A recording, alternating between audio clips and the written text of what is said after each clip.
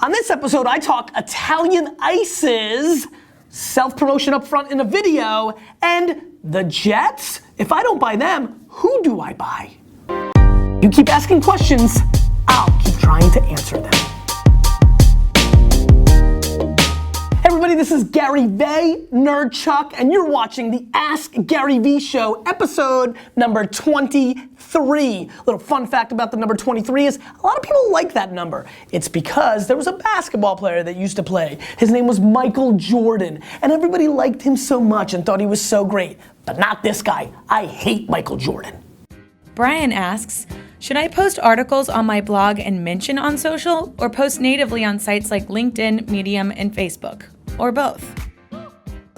Brian, great question, and it's a loaded question, right? Because you've probably looked at the new GaryVaynerchuk.com, and you probably realize that I'm doing a mix, right? Like, you know, you land on that page and I've got the place for Medium posts and LinkedIn posts. When you land on it, some of the posts literally link out to LinkedIn and Medium. And then obviously I have my own posts. And actually, Steve and I were just talking. Did we put up the first post where it's just for GaryVaynerchuk.com? Yes. Got it. So that's there too.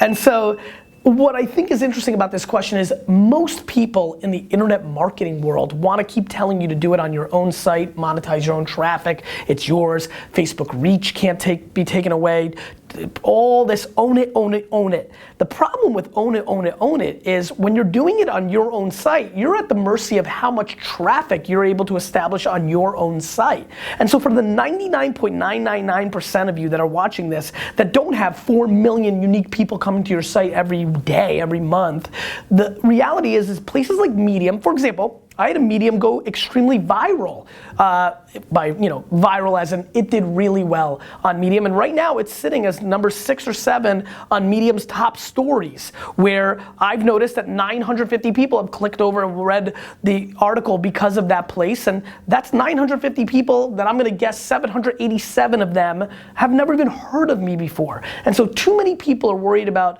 monetizing the now, posting on their page, versus using things like LinkedIn and Medium. And notice I use those two because they have viral loops. LinkedIn, when articles go well, it shows up in Pulse. Medium sends out an email and has a top stories. So I like being in places where there's viral loops, that if you put out a nice piece of content, I noticed a kid on Twitter today tweet out, hey, I'm number 4 on Medium, 2 spots ahead of GaryVee.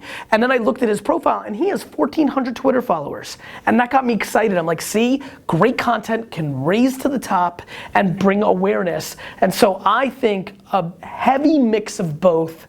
I'm a big fan of picking spots strategically that give you awareness and then builds leverage for you that then eventually you can monetize in your own world. Sean asks, you are always answering questions about business, brands, etc. What's the one life lesson you have learned since becoming a father?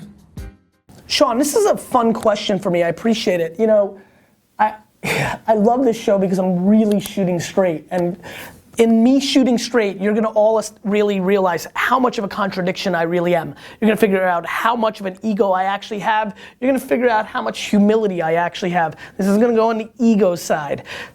I've always been nurturing. I love HR and the team and like you guys, the community. I have a lot of nurturing DNA. You know, I'm a motherly kind of character. I also have an 11-year younger brother that gave me a test run into fatherhood because my brother and I have that kind of relationship, especially because my dad is such a workaholic, wasn't around as much, still much more for AJ than me. I just want to throw that out there. He did go to some of his basketball games, which I'm still jealous about.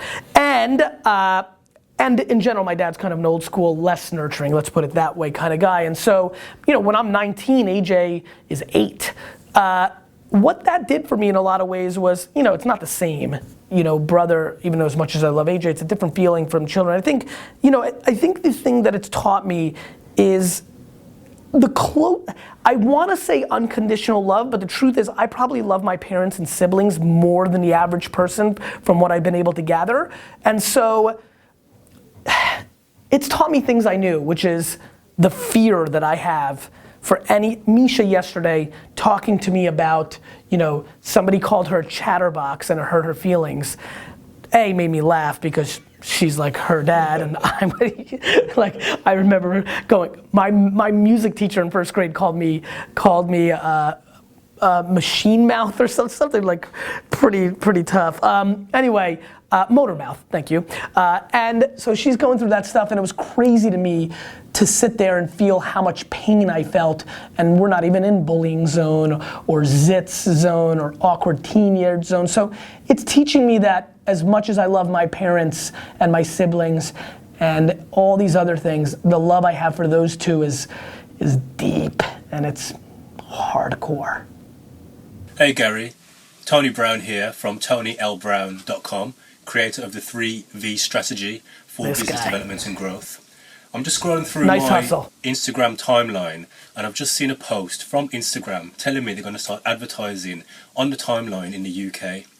It had over 6,300 comments, many of which were saying, no, no, no, you're going to ruin it, and bye-bye Instagram. Yep. You always say marketers ruin everything. Yep. What are your thoughts on that?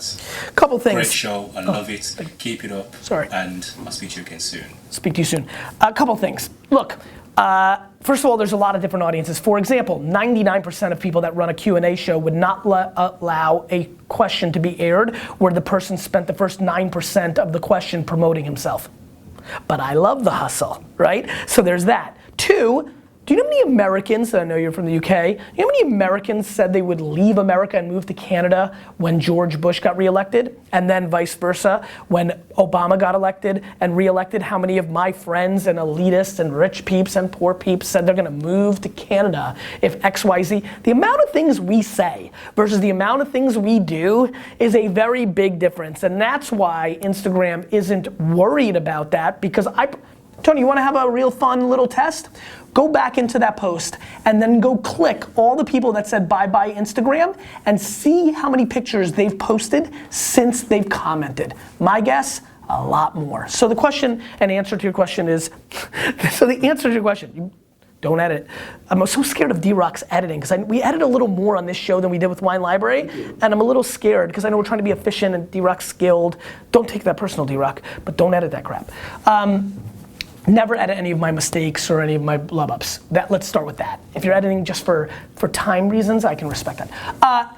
So to answer your question is, I think it's a non-event. Of course, there's a certain level of hippies that will go off of that platform because of that, but if Instagram finds its right rhythm the way Facebook has, I don't see anything really happening, and so I just think it's a non-event. Johnny asks, if the Jets never come up for sale in your lifetime and another NFL team does, would you buy that team instead?